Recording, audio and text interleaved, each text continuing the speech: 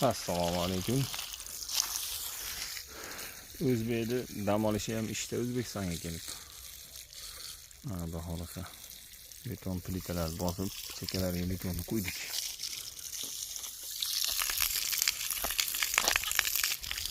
Endi ichini zastiga shag'al to'yapti, xudo xohlasa.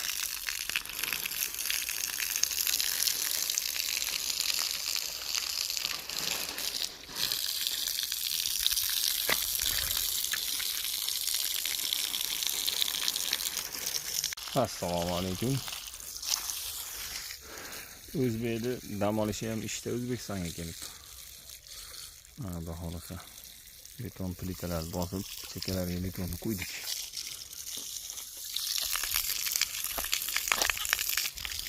Endi ichini zastiga shag'al to'yapti, xudo xohlasa.